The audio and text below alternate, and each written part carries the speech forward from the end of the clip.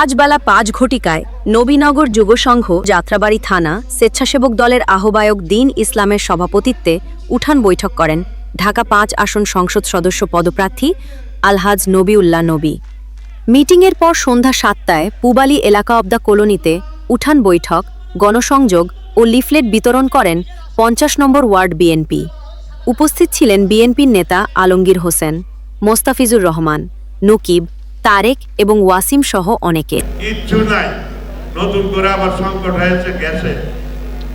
এই গ্যাসের সংকট হয়েছে এই স্বৈরাচারী সরকারের এই ৮-১০ বছর ধরে গ্যাস প্রশাসনের জনগণ পায় না।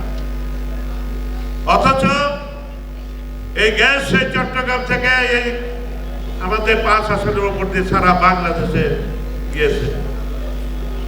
বিদ্যুৎ সেই চট্টগ্রাম থেকে আমাদের ৫ আসনের উপর দিয়ে গিয়েছে। পানি আমাদের ঢাকার ৫ আসনের উপর দিয়ে গিয়েছে। কিন্তু আমরা এগুলি কিছুই উপভোগ করতে পারি না।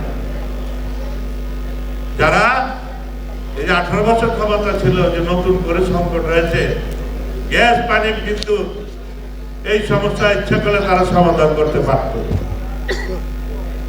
এই সরকারের আমলে যত এমপি ছিল, মন্ত্রী ছিল, তারা কন্ট্রাক্টারি করেছে, তারা জনগণের কাজ করে নাই।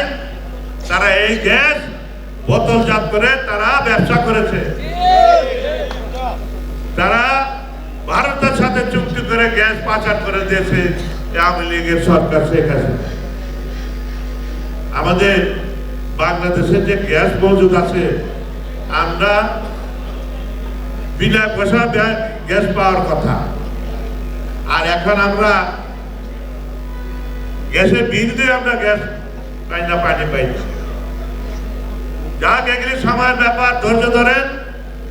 আমি গ্যাসের জন্য গ্যাস অফিসের কর্মকর্তাদেরকেও বলে আসছি সেই মাস দেড়েক আগে, যদি তোমরা প্রচুরে যদি গ্যাস ঢাকা ৫ আসনে সরবরাহ না করো, সংস্কার না করো, তাহলে আগামী ক্ষমতা আসলে আপনাদের এমন ভাবে বিদায় নিতে হবে, কোন কর্মচারী কর্মকর্তা কোন অফিসে থাকতে পারে। আহ্বান করি যে আপনারা সবাই মিলে রবিবারে ১২ তারিখে ভোট দিবেন, এই বলে আমি শেষ করছি। আসসালামু আলাইকুম।